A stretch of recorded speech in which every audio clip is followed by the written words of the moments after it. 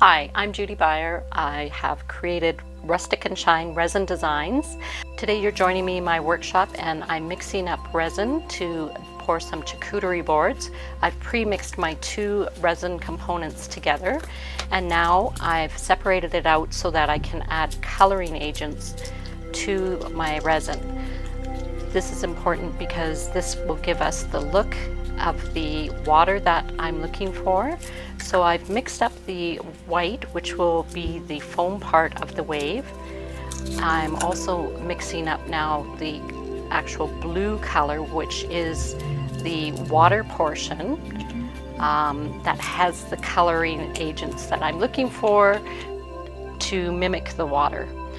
So you'll see I'm adding more colorant and I'm letting it drip down the side of the glass so that I can see what it actually looks for coloring, because when I look in the cup it's very thick, so I want to see what it looks like when I'm pouring it. So by letting it run down the side of the cup, it lets me see what it will actually look like when it's on the board. So I'm doing two different colors. This is just to help with the transition of the water. Sometimes I do one color, but these particular boards I'm doing two colors. That kind of leads into going from shallow water into a bit deeper water. And so mixing them up and again letting the resin run down the side of the glass so that I can see what the coloring agent looks like and if I'm happy with that. And once I'm happy with that, then I can move over to my boards and get ready to do my actual pours. Now today I'm doing two separate pours. The first pour that I'm doing is going to be on the boards that have no resin on them at all. These are just boards that are plain. They've been washed, so there's no oils on them. And now I've got my two colors. I've got some clear resin and I've got my white. So I'm going to start by adding the darker color at the top, which is where the deeper water will be.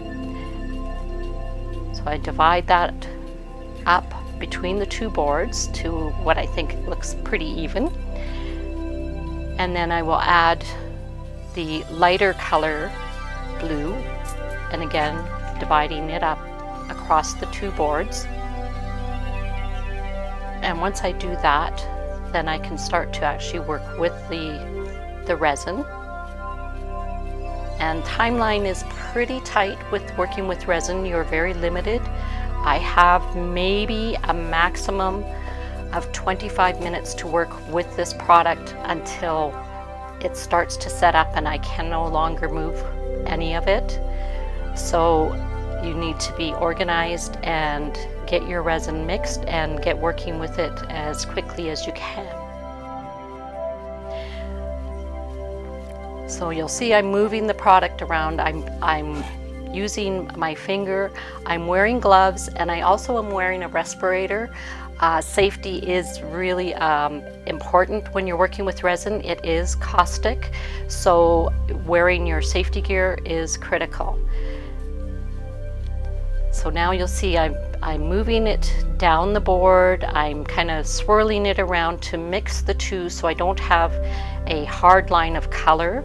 I'm trying to integrate the two to make it look a little more realistic as to an ocean bottom where the colors don't necessarily have an instant change in color, unless of course it's a drop off, but I'm trying to avoid that. So again here, working with it, pulling it down the board and also moving the product along the sides of the board too, so that the side of the board is covered as well and that it's as relatively smooth as I can get it. And once I've got all of the product moved around, it smooths out, because that's what resin does. As it sits, it will smooth out, and I will then start working with the next portion, which is the clear resin. With these boards, I'm making it look like the wave is washing up on the shore. So that's where I'm doing the clear resin to give that the wave portion. The white portion will show through the board, like the boards on the far side. You can see there is the first wave, which is what I'm working on, which is washing up onto the shore. So I'm spreading out the clear, and once I've done that, then I can put on my white, which gives us the fun part of the wave and the foam. And that's what really makes it look like water and like the ocean, like it's washing up on the beach. So again, just touching up the sides, making sure I've got the sides covered. And I always try to clean up as I go. So you'll see me wiping my instruments and tools down just to keep everything clean so I can reuse them. I try to reuse as much as I possibly can. And now I'm just running my heat gun over the top just to take out a few of the bubbles that may be in the resin. So it's just a quick wave with the heat gun. And now I'm going to be adding the white onto the board, which is basically I just put a line down of the white. And it's amazing how far the white will go. You don't need a lot of white. And it's just a line following the clear resin. So it's just up against the resin that's there. You can see where the board looks kind of wet from the clear resin. So just running the white along there. And if depending on how much foam I want, depends how much white I put on. The more white, the more foam I can do. And I like to add another little bit of white up above just to give a little more depth to the waves that typically come in as the ocean comes washing on the shore. So the heat gun is just helping to push the product, break up the white, and try to give that a bit of that bubble foam look. And then I bring the heat gun back to the end of the board and push the product at an angle, pushing it up into the color area. And it's just doing as much as you want. I mean, really, you can push the product right up to the very top if you want to. If you're not wanting to do that much wave, then you just push less. Just take your heat gun and only push a little bit. So I do that with both the boards. And right now it doesn't look like it's bubbly, but we're going to help it to do that here in a couple of minutes. I'll just get this second board done. And you can see how the resin has kind of mixed together. My finger movement, all of that has smoothed out. And again, that will smooth out again after I have finished blowing the product with the heat gun. It just will settle out and level. So I'm getting the second board done here. Again, with pushing the product out into the blue, creating that depth.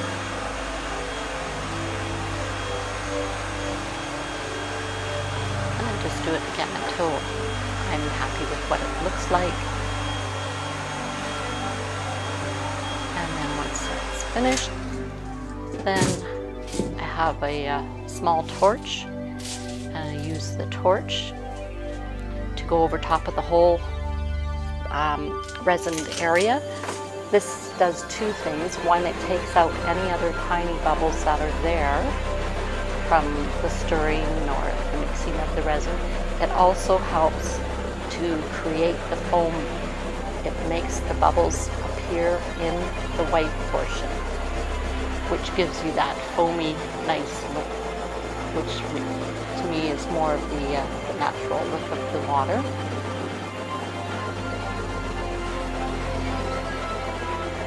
And it's a fast-moving torching.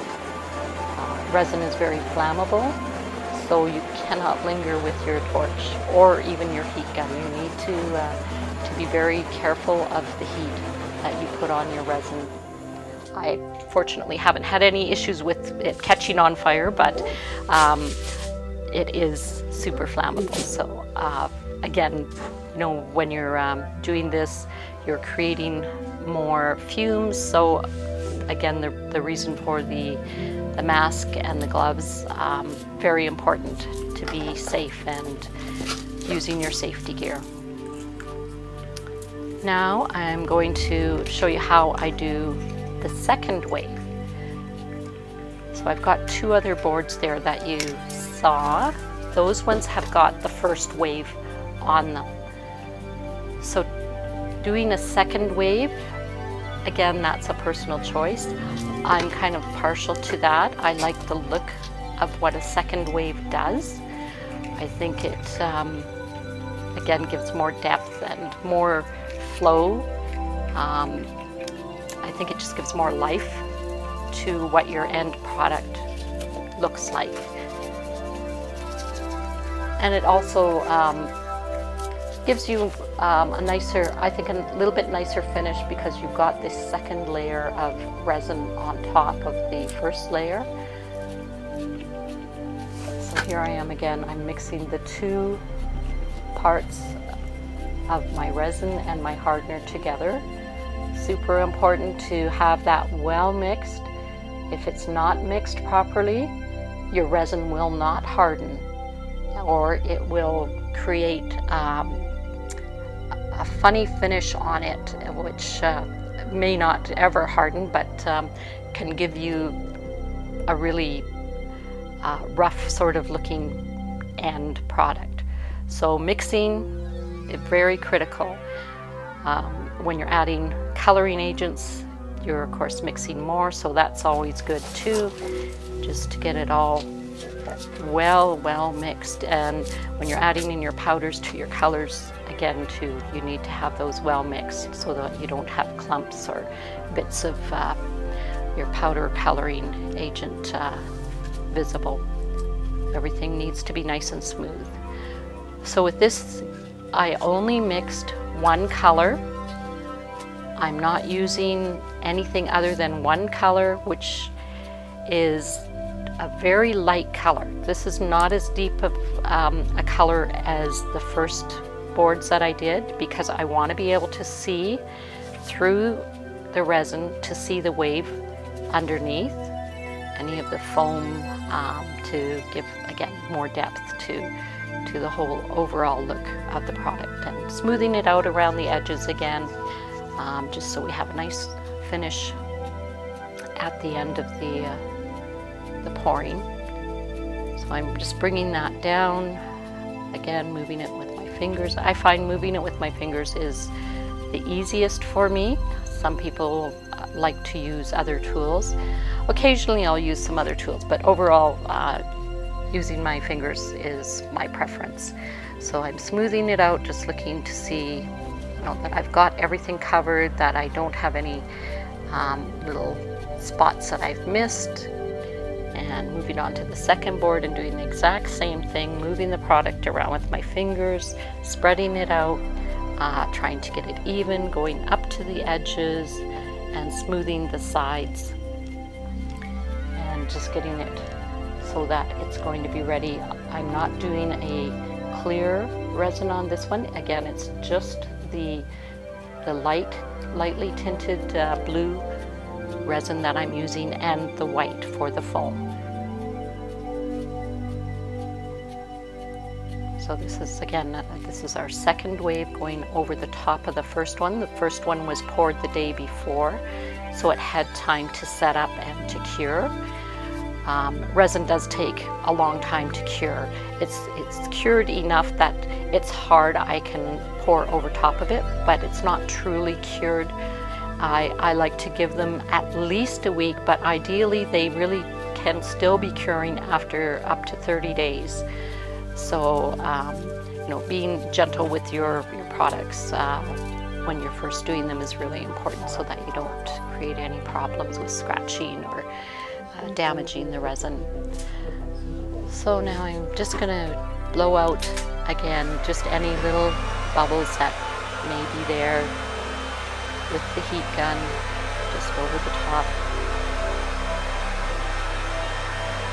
There's tiny microscopic bubbles that are actually popping as I'm doing that. It's very hard to see, but they are there, and it's very hard to avoid all bubbles when you're mixing. So the heat gun and the torch are my friends for eliminating those to give us a nice finish at the end, a nice hard product that's smooth. And here I'm just waiting for my resin to get a little bit thicker. As I mentioned, I have a limited working time with this, but when I put my white product on, I want it to be just a tad thicker than when I first mix it. That just helps so it will spread in a nice manner. If it's too thin, it will just disappear and it won't create the bubbles that I'm looking for. So it just needs to be a smidge thicker. And it also, when it's thickening, it starts to get warm. And you can definitely feel that through the container, that the resin is starting to thicken up. And that's also a sign to me that, you know what, you best get moving on, because your time is limited, and once it starts setting up too much, you will not be able to pour it out and put it on the board, and you certainly won't be able to push it with your heat gun or your torch.